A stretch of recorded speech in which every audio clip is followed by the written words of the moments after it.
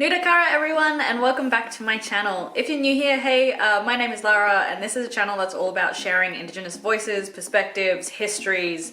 So today's video is going to be another black basics kind of video. So this is just purely informational, and today I am going to be talking to you about the Aboriginal flag. First of all, for all you internationally humans, yes, we have one.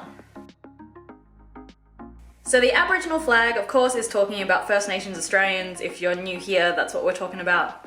So the Aboriginal flag was first flown in 1971, and then flown again the next year for the Tent Embassy in Canberra. In 94, it was given legal recognition, and in 95, it became an official flag of Australia. So what this means is that it is a national flag of Australia, the same as this flag. In 97, the federal court awarded Harold Thomas with authorship of the flag. He was the original designer. This is going to become important later on. But first, let's talk about what the flag means. Pretty obviously, our flag is made up of three different sections. There is a red portion, a black portion, and a big yellow circle. The black represents the Aboriginal people of Australia. Of course, it being black, it is mimicking skin color. At least original skin color. But now we're all various shades of coffee. The red represents Earth. Now I know probably a lot of people are kind of like, but Earth is brown.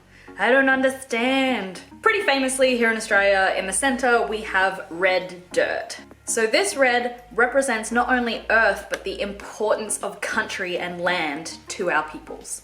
And the big yellow circle in the center, of course, represents the sun, the giver of life.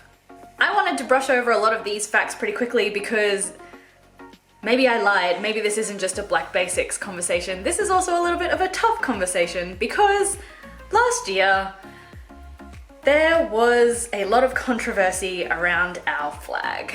Though our flag holds the same currency of any of the other Australian flags, like this one, it is the only one whose copyright is owned by an individual. Originally, this copyright was owned by Harold Thomas, of course, the designer of the flag, and use of the flag was pretty free-flowing. So the flag in our country, oh my god, this lighting today is doing all kinds of stuff. I'm sorry for the edit of this, it's gonna be like light, dark, what are we doing? So Harold Thomas owned the copyright, and it was pretty free to use. So we, since the 70s, since the first kind of use of these flags, particularly at the Tent Embassy, it has been a symbol for our people. It is something that we can be proud of. It's something that we can unite under. It's something that we march to. It's something that Kathy Freeman wore and got into trouble for wearing at the Olympics. It is a huge symbol of our people and the togetherness of our people.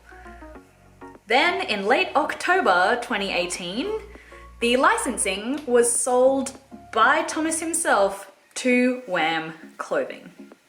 Wham Clothing, important to note, is not Indigenous owned or Indigenous run, and they have exclusive rights to use the flag on any clothing. Fun fact, also the owner of Wham Clothing got into a bit of hot water for one of the other companies that he owns and runs, which was selling fake Aboriginal art. So let's talk about this. The problem here, one, that it's now our flag, which is a symbol of the togetherness and unification of our people, is not owned by our people, sucks. The government was also trying to gain copyright of the flag for many years, and now it has been sold to a clothing company. Thank you, capitalism. The issue that this presents is that now, if before this, we could do things like, you know what, I want to make a t-shirt and sell it that says Black and Proud and use the flag on it. No, you can't. It's less about profit making and it's more, well, it is about profit making from their side, which bloody sucks.